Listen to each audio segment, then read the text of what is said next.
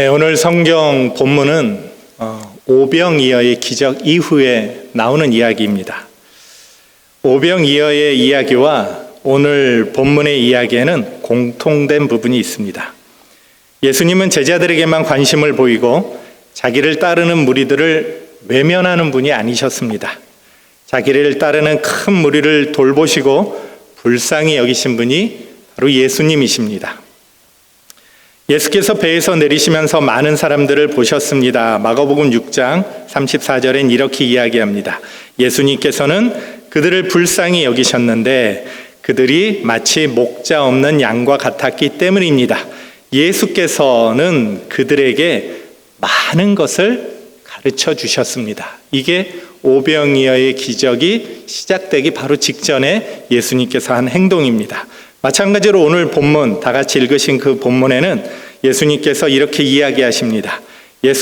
예수님께서 쉬운 성경인데요, 제자들에게 배를 타고 호수 건너편에 있는 벳세다로 먼저 가 있으라고 말씀하셨습니다.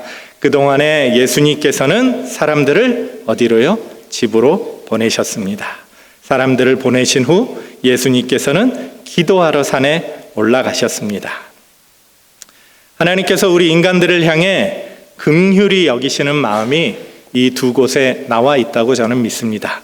제자들만 가르치시고 일반 백성들은 알 수 없도록 하나님께서 뭔가 담을, 이런 벽을 치신 것이 아니라 불쌍히 여겨 많은 사람들을 가르쳐 주시고 사람들이 하나하나 집으로 돌아갈 수 있도록 예수님께서는 배려하셨습니다. 마가복음 6장 34절에 예수께서 그들을 불쌍히 여기셨다라는 표현은요, 창자가 뒤흔들릴 정도의 깊은 긍휼이라는 뜻입니다. 이 말씀은 단순히 하나님의 감정이 그랬다, 하나님의 마음이 그랬다라기보다는 하나님의 사랑이 어떻게 인간들에게 나타나고 있는가를 성경에서 설명해 주고 있는 것입니다. 성경을 읽을 때 우리 예수님의 상태가 어땠습니다 라는 것을 읽을 때 우리는 예수님 기분이 그러셨구나, 울적하셨네, 좋으셨네 라고 읽지 않고 그분의 어떠함을 나타내시는구나, 우린 이렇게 읽는 것이 필요합니다. 그렇기 때문에 불쌍히 여기신 것은 하나님이 우리에게 당신의 사랑을 어떻게 드러내시려고, 어떻게 당신의 사랑을 표현하시려고 하고 있는지를 보여주고 계신 것입니다. 목자 없는 양이란, 양들이 길을 잃어버린 이유가 참 목자를 잃어버렸기 때문이라는 것이죠. 단순히 그들을 이끌어갈 지도자가 없었다라는 것이 아니라 하나님의 참된 말씀을 잃어버렸다는 뜻입니다. 그래서 그들의 병을 먼저 고치신 것이 아니고 그들의 배고픔을 해결하기 위해서 밥을 먼저 먹이신 것이 아니고 그들의 진정한 결핍인 말씀이신 그리스도를 가르치기 시작하신 것입니다. 오늘 우리가 모여서 예배하는 이 시간, 이 시간에도 하나님은 먼저 말씀을 가르치십니다. 성찬을 통해 그리스도가 어떤 분이신지, 십자가가 어떤 일을 행하셨는지, 물이 포도주로 변한 것처럼 성찬을 통해 우리가 어떻게 그리스도와 하나 되고 그분과 동행하는 삶을 살아갈지를 예배를 통해 가르쳐주고 계시는 것입니다. 그래서 오늘도 본문에서처럼 우리에게 말씀하고 계십니다. 나는 선한 목자다. 나만이 진정한 선한 목자다 라고 말입니다. 여러분, 오늘 무엇을 보러 나오셨습니까? 멋지게 노래하고 화려하게 연주하는 밴드를 보러 나오셨습니까? 아니면 멋들어지게 기도하는 사람들을 보러 오셨습니까? 아니면 주의를 안 지키면 한 주가 불안할 것 같아서 오셨습니까? 제가 너무 어린아이와 같은 질문을 하고 있다고 생각됩니다. 당연히 아닌 줄로 압니다. 하지만 이제부터는 습관적으로 나오던 자리에서 벗어나서 예배의 시간은 그리스도를 만나는 시간이 되어야 합니다. 포도나무의 가지가 연결되는 시간이어야 하고 뿌리로부터 올라오는 모든 영양분을 받아서 하나님이 어떤 분인지, 그분 안에 함께 참여하는 것이 어떤 것인지 배워가는 시간이 되어야 합니다. 열매를 먼저 맺는 것이 그것이 먼저가 아니고 그분 안에 거하는 것이 먼저입니다. 병의 원인을 치료하는 분이지 겉으로만 나타나는 그 증상을 해결하려 하시는 분이 아니라는 것입니다. 우리 주님은 창자가 뒤흔들릴 정도의 깊은 긍휼을 갖고 여러분들 앞에 서 계십니다. 예배를 잘하는지 못하는지 먼저 오셔서 이렇게 지켜보시고 졸고 있는지 아닌지 평가하려고 계신 분이 아니십니다. 오히려 그 크고 넓은 사랑을 우리에게 보여주시기 위해 지금 여러분 앞에 우리 주님은 서 계십니다. 지금 당장 우리의 괴로운 문제를 해결하는 것보다 더 필요한, 더 중요한 것이 무엇인지를 알려주시기 위해 주님께서는 여러분들보다 먼저 지금 이곳에 와 서 계십니다. 여러분, 눈을 들어 주를 보십시오. 주께서 먼저 우리 앞에 서 계신 것이 보이십니까? 네, 그렇다고 믿습니다. 그렇기 때문에 그분 앞에서 우리의 어떠한 문제도 그 영향력을 잃고 마는 것이지요. 위대하신 아름다우신 주님 앞에 서면 우리의 모든 아픔과 근심들, 염려와 실제적인 문제들이 결국 힘을 잃게 되고 말 것입니다. 목자 없는 양처럼 방황하던 자들이 눈앞의 문제를 해결받아 힘을 얻는 것이 아닙니다. 밥을 먹어 말씀을 힘있게 배우더라, 이렇게 기록되어 있지 않습니다. 오히려 밥을 먹고 나면 회중들이 어떻습니까? 주님을 떠나고 말았습니다. 주님으로부터 하나님에 대해 많은 것들을 배우던 그 오병이어의 기적이 바로 있기 전 그때에 그 자리에서 하나님의 말씀을 배우던 사람들은 날이 저물도록 배고픈 줄도 몰랐습니다. 배고파서 밥 먹으러 가야지 하고 예수님께서 말씀하시고 가르치시는 그 중간에 떠난 사람도 하나도 없었습니다. 하지만 모든 사람이 배불리 먹고 나서는 그들은 주님을 떠나갑니다. 배불리 먹은 자들은 요한복음 6장에 나와 있는 예수님의 살과 피를 먹어야 한다는 말씀을 듣고 이게 무슨 말이지? 야, 이 말씀은 도대체 이해하기 어렵다 생각하며 오히려 예수님을 떠나갔습니다. 그들은 더 이상 생명의 떡을 찾지 않게 된 것입니다. 군중들은 배부르게 해 주시는 행위는 사랑했지만 생명의 떡이신 그 예수님은 사랑하지 않았던 것입니다. 우리의 예배는 어떻습니까? 여러분, 우리의 기도 어떻습니까? 우리를 배부르게 하며 우리를 낫게 하는 것에는 관심이 많지만 정작 하나님께 더 관심을 갖지 못하고 있지는 않습니까? 물론 하나님은 우리의 필요를 외면치 않으십니다. 예수님도 인간의 필요를 따라 굶주려 보신 분이십니다. 우리와 똑같이 배고프시고 똑같이 눈물 흘리시고 똑같이 배신당해 보시고 아프시고 죽음 앞에서 참으로 두려운 인간이셨습니다. 다 아시는 분이 모른 척하지 않으시고 오늘도 오병이어의 기적처럼 우리에게 초청하십니다. 이 떡을 먹으라고 말입니다. 이 생명을 먹으라 하십니다. 이 생명 안으로 들어오라 하십니다. 예배 잘 드려라. 그렇지 않으면 너희 혼난다 라고 말씀하시는 하나님이 아니라 예배를 통해, 성찬을 통해, 말씀을 통해 하나님의 하나 되심 안으로 오늘도 우리를 초청하고 계신 것입니다. 여러분, 예배를 그렇게 이해하십니까? 예배는 그냥 와서 주일 마지막 7일째 와서 예배 드리고 가지 않으면 뭔가 찜찜하니까 꼭 예배 와야 하는 것으로 이해하십니까? 그렇지 않습니다. 예배는 성찬을 통해, 말씀을 통해 하나님의 하나 되심 안으로 우리를 초청하는 시간이라고 믿고 주님 앞으로 나오시기를 바랍니다. 다양한 일들이 가득한 이 세상, 여러분, 어떨 땐 참 좋죠. 참 너무 아름답고 좀 풍요로운 자연이 이 땅에 있습니다. 근데 어떨 땐 참 어렵습니다. 여러분 다 이해하실 거라 생각합니다. 누가 이 세상 만드셨습니까? 누가 만들었길래 이렇게 어떨 땐 좋고 어떨 땐 참 힘들까요? 우리는 잘 압니다. 전능하신 한 하나님은 하늘과 땅, 그리고 보이는 것과 보이지 않는 모든 것을 만드셨습니다. 창조하셨죠. 우리 하나님은 이 땅을 창조하셨습니다. 우리는 보통 창조를 생각할 때 이런 생각을 갖습니다. 하나님께서 저 멀리 계시다가 동떨어져 있다가 세상이라는 곳을 만드신 것처럼 이곳에 와서 그것을 만든 것으로 생각할 때가 있습니다. 성경도 좀 그렇게 이야기하는 것 같아요. 아담과 하와가 있었던 에덴 동산에서도 하나님 뭔가 멀리 떨어져 계시다가 다가오신 것처럼 우리는 성경을 읽습니다. 과연 그렇습니까? 사실 우리는 그렇게 느낄 때가 많습니다. 왜 나에게 이런 고통이 생기는가? 왜 난 이렇게 안 풀리지? 왜 나는 이렇게 어려운가? 도대체 하나님은 어디 계신가? 마치 하나님은 저 멀리 계셔서 나에게 나타나지 않는 것처럼 여기는 겁니다. 날 좀 도와주시지.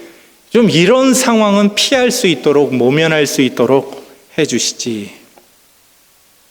이런 생각의 이면에는 창조주와 피조물은 당연히 다르기 때문에 서로 분리되어 있어야 된다라고 여기는 생각이 있는 것입니다. 하나님은 거룩하시고 우린 어때요? 더러운데 하나님께 함부로 가까이 할 수 있겠어? 회개하고 헌신해야 오실 거야. 뭐 꼭 우리가 입으로 그렇게 말하고 우리가 생각으로 그렇게 하지 않더라도 우리 마음 한구석에는 그렇게 여기고 있는 것입니다. 나의 어떤 행위가 나와 동떨어진 하나님을 나의 이 현실 속으로 오게 한다고 우리는 생각하고 있는 것이죠.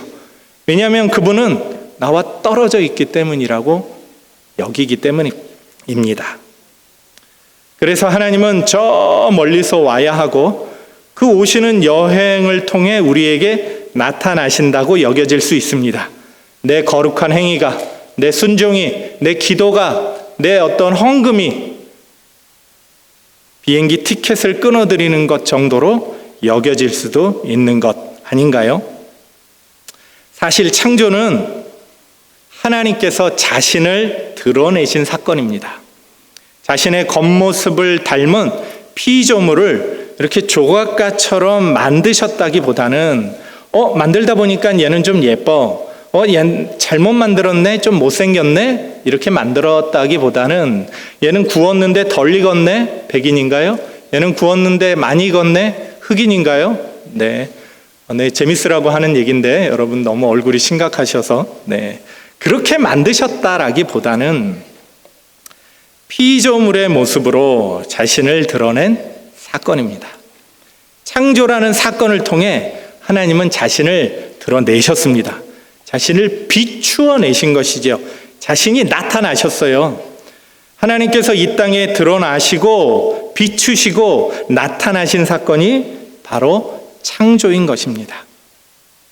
그래서 하나님 자신과 동떨어진 어떤 것을 만들어 내신 것이 아니라 하나님 자신을 비추어 내신 존재가 바로 우리인 것입니다.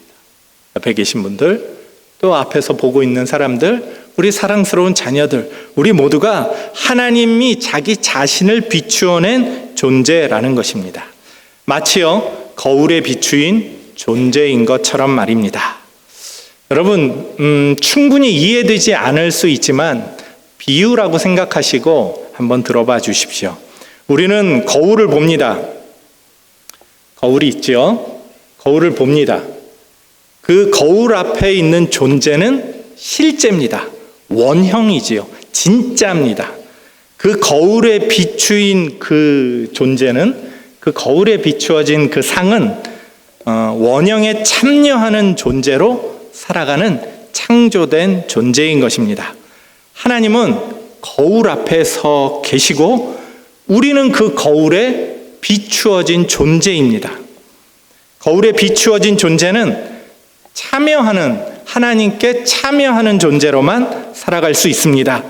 그 원형은 거울 안에 비춘 자에 내재해 계신다라고 볼 수 있는 것이죠. 여러분 이 비유가 이해되지 않을 수도 있고 뭔 소리야 도대체? 라고 생각할 수도 있을 것 같습니다. 불편하실 수도 있을 것 같지요. 사실 모든 비유가 완벽하지는 않습니다. 부분적으로 이해하지만 모든 것을 설명할 수는 없겠지요. 하지만 어떤 모형을 본떠서 하나님께서 만드셨다라는 것보다, 그것보다 더 깊이 닮아 있는 원형이신 하나님을, 우리 주님을 닮아 있는 모습을 표현하자면 거울에 비춰진 모습일 것입니다. 그렇다고 해서 거울에 비친 존재는 거울 앞에 서 있는 그 하나님, 그 원형, 그 거울 앞에 비춰진 우리 인간은 그 원형이신 하나님과는 다릅니다. 다시 말해서 창조주와 피조물은 분명히 구분되어져야 하지요. 창조주의 본질과 피조물의 본질은 분명히 다르고 그 둘은 결코 섞일 수 없습니다. 더 나아가 창조주의 강함이 피조물의 약함을 집어삼키지도 않죠. 이 지저분하고 작고 연약한 네가 뭔데? 라고 말하며 그 약함을 창조주가 없애버리지도 않으십니다. 거울에 비친 존재는 거울 앞에 서 있는 원래의 그 모습에 참여하고 동참함으로 존재하며 살아갑니다. 사실 이 말을 하려고 이 비유를 든 것입니다. 피조물은요, 원래의 모습에 비춰진 이 거울의 모습은 그 원형인 원래의 모습에 의존하고 참여하며 살아가도록 만들어진 것입니다. 좀 더 쉽게 우리들은요, 하나님께 참여하고 그분께 의존하며 살아가도록 만들어진 존재라는 것입니다. 그렇기 때문에 창조된 우리는 하나님을 떠나서는 아무것도 아닙니다. 이 존재는 주님을 떠나서는 존재할 수 없고, 우리가 참으로 살아가기 위해서 우리는 반드시 하나님과 관계하며 살아가야 합니다. 그렇다면 여러분, 기도에 대해서 한번 예를 들어 봅시다. 그렇다면 기도는 왜 합니까? 우리가 하나님과 관계하며 살며 그 안에 참여하며 살아가기 위해서 하나님, 우리가 그 원형 앞에 서 있는 그렇게 창조된 존재들인데, 그럼 우리는 어떻게 기도해야 합니까? 내가 이렇게 살 테니까 나에게 이런 거 주세요. 이렇게 거래하기 위해서 우리는 기도합니까? 그게 아무리 거룩해 보여도 기도는 거래가 아닙니다. 기도는 하나님의 선한 의지에 나의 의지를 정렬하는 것이지요. 이렇게 맞춰내는 것입니다. 예수님께서 겟세마네 동산에서 기도한 것이 바로 우리의 기도의 참 원형이지요. 물론 인간은 연약합니다. 두려움 앞에서 떨고, 배고픔에 고통받고, 병과 아픔에 쓰러집니다. 때로는 이 잔을 받을 수 없는 수많은 이유가 존재하더라도, 그럼에도 불구하고 예수님께서 겟세마네 기도에서 기도하셨던 것처럼 주 뜻대로 되기를 선택하는 것이, 이것이 예수님께서 우리에게 가르쳐 주신 기도라는 것입니다. 인생에는 두려운 일이 참으로 많습니다. 나를 겁주고 벌 받을 것 같고 실패할 것 같고 잘못된 선택으로 내가, 아니면 가족이 어려움을 겪게 될 것 같아 두려운 마음이 늘 있습니다. 하지만 우리는요, 그리스도의 참여함으로 살아가고 그리스도를 의지하며 살아가도록 창조된, 그분 자신을 비추어서 창조된 우리가 가져야 할 두려움은 딱 한 가지입니다. 여러분의 어떤 두려움이 있으십니까? 이 시간 모든 두려움을 내어 쫓아 버리십시오.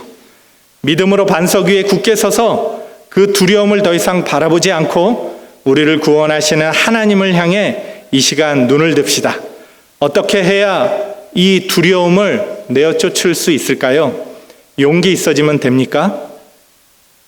열심히 기도하면 사라집니까? 하나님께 열심히 딜을 해서 하나님, 내가 이런 거 해드릴 테니까 하나님, 내 이런 두려움을 해결해 주세요 하면 해결됩니까? 초기 교회 때 죽음을 두려워하지 않던 순교자들은 어떤 사람들이었습니까? 눈을 들어 주를 바라보고 갈망하며 십자가의 승리를 믿고 그분의 떡과 잔에 참여하여 생명을 얻었던 자들 아니겠습니까? 우리가 가져야 할 진정한 두려움은 오직 하나, 하나님을 경외하는 것입니다. 막시무스라는 분은 그의 글에서 인간이 갖는 두려움은 두 가지 종류의 두려움이 있다라고 말씀하고 계십니다. 그중 한 가지는 형벌에 대한 두려움 때문에 인간은 항상 두려워한다는 것이죠. 주일 예배 안 드리면 한 주가 찜찜하다는 분이 계십니다. 새벽 예배 안 나가면 자녀들이 아프다고 말하는 분이 계십니다. 내가 뭔가 잘 하지 않으면 어떤 식으로든 불이익을 당할 거라고 생각하는 두려움. 그것이 바로 형벌에서 오는 두려움이라는 것입니다. 그와는 반대로 또 한 가지 두려움은 하나님을 두려워하는 것입니다. 이 두려움은요, 하나님을 향한 깊은 사랑, 지극한 사랑을 가질 때 얻을 수 있는 것입니다. 하나님을 향한 사랑이 깊어질수록, 하나님을 향한 목마름과 갈망이 깊어질수록, 하나님을 향한 알미 깊어질수록 하나님을 향한 경외감도 깊어집니다. 그때 하나님을 향한 이 진정한 사랑, 불과 같고 이 깊고 지극한 사랑은 형벌에 대한 모든 두려움을 내어 쫓습니다. 완전한 사랑이 두려움을 내어 쫓는다라고 말한 요한일서 4장 18절의 말씀이 바로 이것입니다. 두려움 가운데서 기도하지 마십시오. 두려움이 우리의 기도의 제목이 되지 않게 하십시오. 오히려 믿음으로 바로 서서 하나님께서 행하실 일에, 하나님 물론 두렵고 물론 떨리는 일이 내 삶 앞에 있지만 겟세마네에서 기도하셨던 예수님의 기도의 고백처럼 주님, 저도요 그렇게 주의 뜻을 따라 쫓아가기를 원합니다 라고 기도할 수 있는 여러분들이 되시기를 예수님의 이름으로 축복합니다. 다시 본문으로 돌아가 봅시다. 오병이어의 기적으로 5,000명을 먹이시고 드디어 예수님이면 인생의 문제를 해결하겠구나 라고 생각한 그 수많은 사람들이 진정한 가르침에서 멀어져서요, 제자들도 멀어졌습니다. 제자들은 예수님을 떠나 배를 타고 가다가 풍랑을 맞이했습니다. 이게 오늘 읽은 본문입니다. 오병이어의 기적이 끝나고 군중들은 다 떠나고 제자들은 배를 타고 길을 가던 중에, 그 바다를 지나가던 중에 풍랑을 만났습니다. 그때 예수님은 어디 계셨습니까? 오늘 본문에 의하면 예수님은 기도하러 산에 올라가셨습니다. 제자들과 함께 가신 것이 아니에요. 예수님은 산에 가시고 제자들은 바다에 배를 타고 풍랑을 만나고 있는 것입니다. 예수님은 기도하러 가셨습니다. 예수 그리스도는 두 본성을 갖고 계시죠. 하나님은 기도를 들으시는 분이시지만 인간으로서는 기도하시는 분이십니다. 그래서 우리는 기도하시는 예수 그리스도를 우리의 대제사장이라고 부르는 것이죠. 예수님은 산으로 올라가시며 하나님과의 깊은 사귐, 관상 그 가운데로 들어가십니다. 예수님은 저 산으로 올라가시고 제자들은 저 아래 풍랑 속에 있습니다. 왜 예수님은 제자들과 함께 하지 않으셨을까요? 이 지옥과 같은 풍랑 속을 헤매도록 예수님은 그냥 내버려 두시고 혼자 기도하러 가셨을까요? 48절, 오늘 본문의 48절의 말씀처럼 삶의 강한 바람이 거세게 불어와도, 그래서 내가 안간힘을 써도 단 한 걸음도 앞으로 나아갈 수 없는데 왜 예수님은 저 산에 올라가서 기도하고 계신 것 같이 여겨질까요? 여러분, 그런 분들 계십니까? 하나님 왜 내 삶에 찾아오시지 않지? 난 이렇게 어렵고 힘들고 하나님 앞에 기도하고 있는데 하나님 저 산에 올라가 기도하는 것 같고 우리들은 이 풍랑이는 바닷속에서 떠다니는 것 같지? 이 구절의 말씀을 읽을 때 이 세상은 자꾸 무엇인가를 분리하려고 합니다. 또 누군가를 탓하려고 하죠. 풍랑을 만난 게 제자 잘못입니까? 아니면 먼저 보내신 예수님 때문일까요? 세상은 하나님과 우리를 자꾸 분리시켜 보게 합니다. 떨어져 있잖아. 산에 올라가 있고 바다에 있잖아. 그냥 자꾸 예수님과 우리를 분리시키려고 하죠. 그래서 인간의 어떤 행위를 통해 예수님이 오셔야 되는 것처럼 우리는 성경을 읽게 만듭니다. 자연과 초자연은 분리되어야 한다라고 말합니다. 성경에서 말하는 기적과 같은 일은 이런 자연세계, 일반적인 세계에서는 이제 더 이상 일어나지 않아 인간들의 한낱 환상에 불과하다고 여깁니다. 여러분, 나귀가 말했던 사건을 기억하십니까? 불술에 타고 올라간 엘리야가 여러분 생각나십니까? 이런 일들은 성경에서나 일어나는 일이야. 죽은 나사로를 살리는 건 예수님이나 하시는 일이고 현대에선 일어나지 않는다고 여깁니다. 우리 인생의 어려운 파도를 만나며 세상이 말하는 불신앙적인 이런 이야기에 우리는 때로 타협하고 하나님께 불평하기도 하죠. 하지만 오늘 본문은요, 믿음의 선조들은 이러한 믿음 없는 생각들을 멈추라고 선언하십니다. 오히려 이렇게 이야기하십니다. 지금이 가장 위대하고 경이로운 날들이다 라고 말씀하십니다. 경이로움으로 가득 찬 오늘 이 시간은 하나님께서 피조물의 존재를 입으신 성육신의 날들이기 때문에 오늘 이 시간이 가장 위대하고 가장 경이로운 날이라고 말씀하십니다. 아니, 내 삶은 힘들어 죽겠는데, 난 이런 어려운 문제를 넘어갈 수 없는데, 하지만 믿음의 눈을 들어 성육신하신 이 경이로운 날, 하나님께서 우리와 함께 하시는 이 날을 바라보라고 말씀하고 계시는 것이죠. 오병이어의 기적으로 배불리 먹으며 행복해했던 시간들이 아니라 제자들은요, 홀로 하나님 앞에 서서 기도하시는 예수님을 바라보지 못했습니다. 제자들은 산에 오르신 그리스도를 바라보지 못합니다. 52절의 말씀처럼 제자들은 예수님이 어떤 분인지 깨닫지 못했기 때문입니다. 제자들은 먹는 떡만 경험했지 예수님이 생명의 떡이신 분으로 깨닫지 못했기 때문입니다. 우리는 어떻습니까? 성찬을 하며 예배를 드리며 생명의 떡이신 그리스도 안에 참여하고 하나님을 아는 것을 갈망하며 그 안에서 같이 동행하지 못한다면 우리도 제자들과 똑같이 둔한 마음이 깨닫지 못하는 마음이 되고 말 것입니다. 아무리 많은 시간 예배를 드리고 아무리 수없이 많은 성찬에 참여해도 예배가 삼위 하나님의 하나 되심 안에 참여하고 말씀 안에 거하고 나의 안에 거하라 말씀하신 가지와 포도나무의 관계가 되지 못하면 우리 역시 수많은 풍랑 속에서 그 마음이 둔해져서 깨닫지 못하고 오히려 하나님을 향해 원망하고 괴로워하는 고통스러운 마음만 가득할 것입니다. 마가는 오늘 본문에서 이렇게 이야기하십니다. 진짜는 이거야. 얘들아, 진짜는 이거야 라고 말씀하고 계십니다. 창조주 하나님은 우리를 외면하시는 분이 아니십니다. 오히려 우리를 넘어뜨리며 좌절하게 만드는 인생의 파도 속에서 바다 위를 육지처럼 걸어오시는 분임을 오늘 본문은 우리에게 가르쳐주고 계시는 것입니다. 여러분, 눈을 들어 그 위대한 분을 바라보십시오. 물론 이건 비유입니다. 우리의 눈을 떠서 위에를 본다고 우리 예수님을 볼 수 있는 것이 아니겠지만 여러분, 믿음의 눈을 들어 이 시간 우리 주님을 바라봅시다. 우리 예수님은 물 위를 마른 땅처럼 걸으십니다. 예수님이 걸으시는 그 파도는 딱딱한 땅과도 같습니다. 예수님은요, 유령처럼 그 바다 위를 둥둥 떠서 오시는 분이 아니십니다. 그분이 걸으시면 바다도 땅이 됩니다.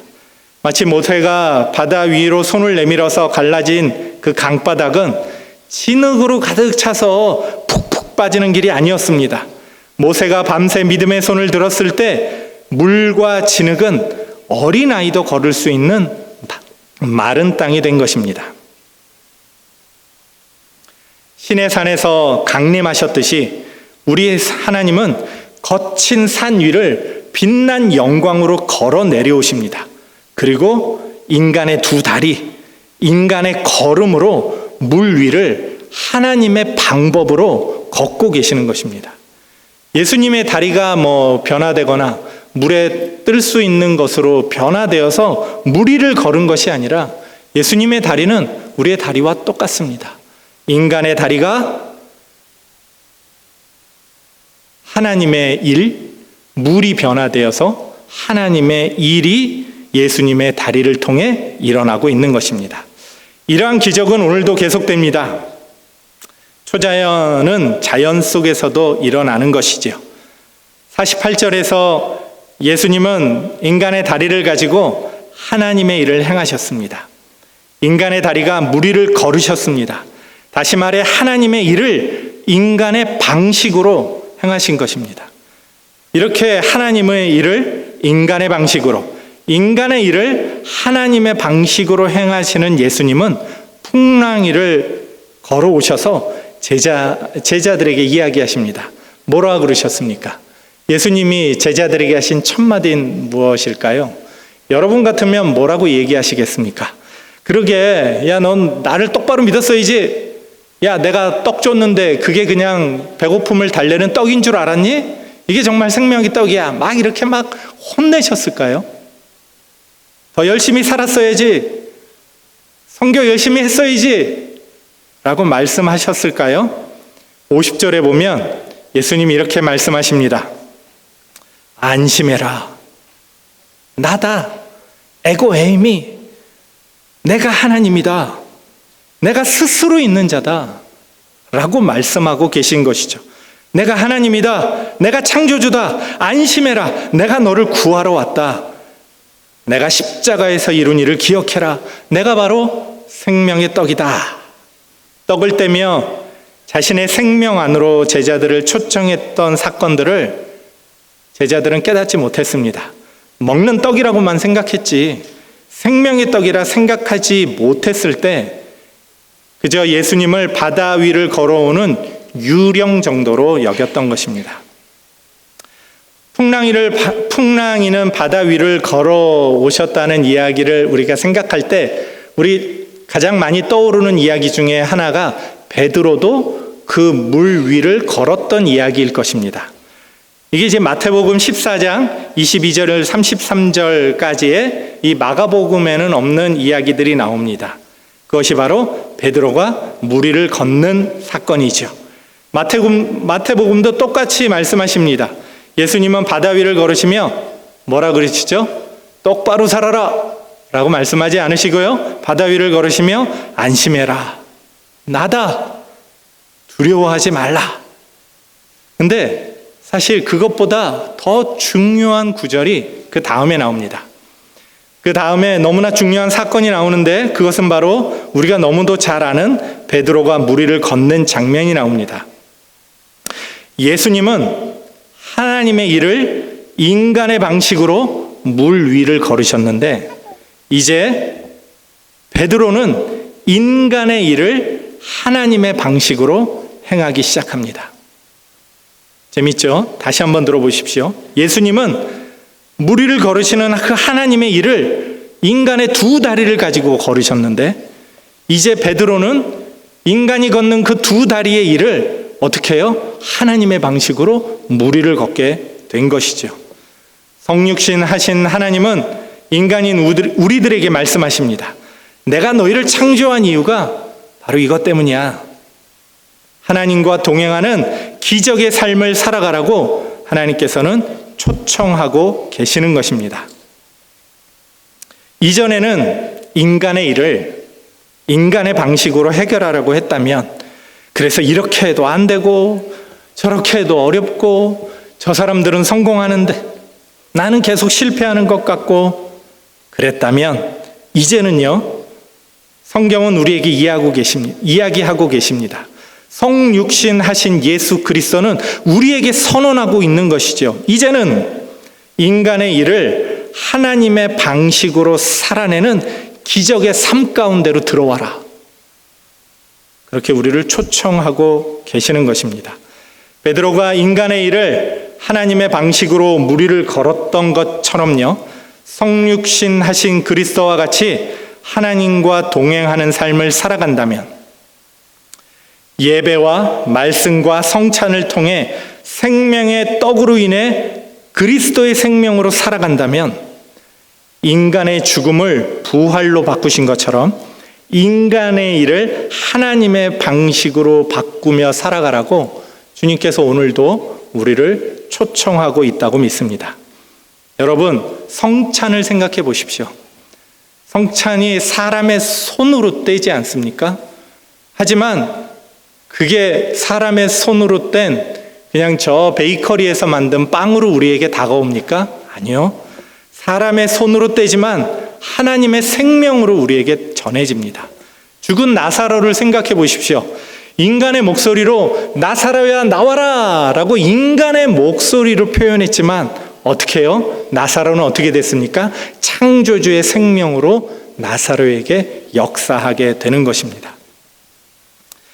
이와 마찬가지라면 여러분 생각해 보십시오. 우리 가정을 한번 생각해 보십시오. 여러분 가정에서 여러분들 인간의 말이 나가지요. 결국 어떻게 됩니까? 상처받으십니까? 만약에 우리가 인간의 일을 하나님의 방식으로 하라고 초청을 받았다면 이렇게 될 것입니다. 우리의 입으로 하는 말이 서로에게 상처가 아니라 자녀에게, 남편에게, 부인에게 하나님의 생명으로 드러나게 되는 것이라 믿습니다. 직장을 생각해 보십시오. 우리의 섬김과 배려가 어떤 식으로든 동료를 하나님의 구원으로 인도하지 않겠습니까? 직장에서 막 서로 싸우고 서로 다퉈서 에이 목사가 저래, 하나님 믿는 사람이 저래 그러면서 그들이 에이 교회는 가지 말아야지 이렇게 되겠습니까? 아니요. 이제부터는 인간의 일을 하나님의 방식으로 하는 우리에게 섬김과 배려가 동료들을 하나님의 구원으로 이끌어 갈 것입니다. 정직과 바른 자세가 성공으로 그 직장 가운데서 나타나게 될 것이지요. 왜 세상 기업들은 속여야 성장하나요? 거기에 왜 하나님의 기적은 일어나지 않습니까? 너 모르는 일인데 사업은 이렇게 하면 안 돼. 왜 그렇게 이야기하죠? 분명히 하나님의 일이, 사람의 일이 하나님의 방식으로 일어나게 될 것입니다. 미워 죽겠는 사람 한번 생각해 보십시오. 떠올리기도 싫은 그 사람. 우리의 용서가 그에게 하나님을 만나서 구원받는 일이 될지 사실 어찌합니까? 그래서 주님께서는 우리에게 초청하고 계십니다. 오라. 이때 믿음의 사람들은 풍랑이는 내 삶을 향해 믿음으로 발걸음을 내딛습니다. 베드로처럼요. 믿음의 사람들은 요동치는 파도 위를 예수님처럼 걷습니다. 믿음의 사람들은 나에게 손가락질하고 나를 미워하는 풍랑이는 환경을 마치 땅이 흔들림이 없는 그 땅처럼 그렇게 걸어가게 될 것입니다. 믿음의 사람들은요, 세상의 가치가 온통 지배하는 직장이라는 세상을 하나님의 방식으로 걸어가게 될 것입니다. 믿음의 사람들은 거짓과 속임수가 난무하는 환경을 하나님의 방식으로 걷게 될 것입니다. 이것이 바로 기적입니다. 베드로가 무리를 걸은 바로 그 기적이지요. 베드로도 예수님과 같이 무리를 걸을 수 있었습니다. 예수 그리스도를 믿는 우리도 무리를 걸을 수 있습니다. 믿으십니까? 아멘. 다시 한번 묻겠습니다. 베드로도 예수님과 같이 무리를 걸을 수 있었습니다. 우리도요, 예수 그리스도를 믿는 우리도 어떻게 해요? 무리를 걸을 수 있습니다. 아멘. 물론 때론 두렵고 고통스러운 일들이 닥쳐오면 베드로처럼 물에 빠지기도 할 것입니다. 여러분, 여기서 주목해야 할 것은 물에 빠졌다라는 게 아닙니다. 여러분, 베드로의 그 약한 부분에 집중하지 마십시오. 베드로가 그 한 실패에 초점 맞추지 마세요. 더 우리가 초점 맞추고 중요하게 보아야 할 것들은 베드로가 물 위를 걸었다는 것입니다. 이 물 위를 걸은 사건은 베드로가 성육신 이후에 처음으로 신화된 사람이라는 것을 보여주는 것입니다. 정말로 대단한 것 아니겠습니까? 다시 말해 인간의 일을 하나님의 방식으로 이뤄간 맨 첫 사람이라는 것이죠. 이것이 기적이고 성화고 신화인 것입니다. 하나님은 우리를 이 자리까지 초청하고 계십니다. 불가능해 보이는 곳을 믿음의 걸음으로 걸으라 하십니다. 남들은 안 된다고 하는 것을 믿음으로 행하라 라고 하십니다. 때론 부딪히고 넘어져도 예수님은 풍랑 위에서 흔들리지 않고 우리에게 서서 말씀하십니다. 와라! 때론 넘어지고 때론 물에 빠져도 예수님이 에이그 그렇지 넌 물에 빠지지 그러고 내버려 두시는 분이 아니라 손을 내밀어 붙잡아 주십니다. 우리에게 말씀하시죠. 의심하지 마. 믿음으로 오늘도 일어나자. 오늘도 무리를 걸어가자 라고 우리를 초청하고 계십니다. 이것이 진정한 기적의 삶입니다. 주님께서 베드로에게 말씀하신 것처럼 오늘 우리에게 이야기하고 계십니다. 오라! 인간의 노동을 하나님의 영광으로 바꿔드립시다. 이것이 기적 아니겠습니까? 오라! 인간의 식사를 성찬으로 만들어 갑시다. 생명이 가득한 식탁으로 만들어 갑시다. 이것이 기적이라 믿습니다. 오라! 인간의 상처를 용서로 회복합시다. 이것이 기적 아니겠습니까? 여러분, 초능력을 발휘하라는 거 아닙니다. 영암한 분에게 가서 치유를 받으라는 얘기 아닙니다. 능력 있는 사람에게 가서 기웃거리자는 것도 아니죠. 성경은 성령을 그런 식으로 소개하고 계시지 않습니다. 성령은요, 예수님의 오라는 말씀에 반응하여 우리로 인간의 일을 하나님의 방식으로 드러나도록 역사하실 것입니다. 우리 같이 기도할까요? 네. 예수님께서 우리에게 요청하고 계십니다. 예수님은 저 산 위에 계신 것 같고 우리의 현실은 어렵기만 하고 힘들기만 하며 저들은 잘 되는데 내 삶은 어려워라는 비교하는 삶 가운데 빠져 있기만 한 것 같습니다.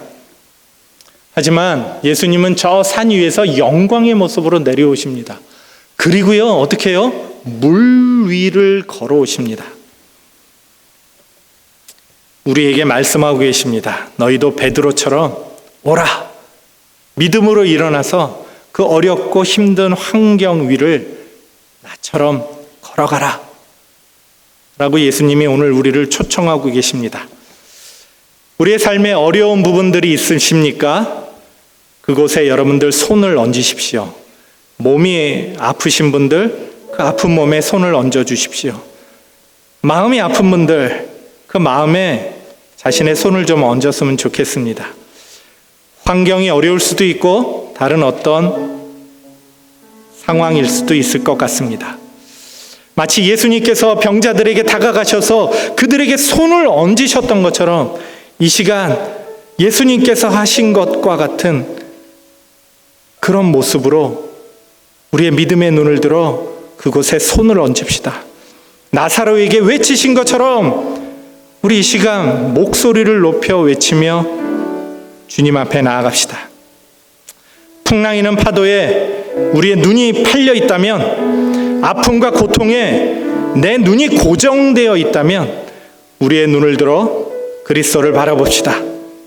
좌절과 실패에 내 눈이 팔려 있다면 눈을 들어 내 실패와 그 좌절 위를 당당하게 걸어오시는 그리스도를 바라봅시다.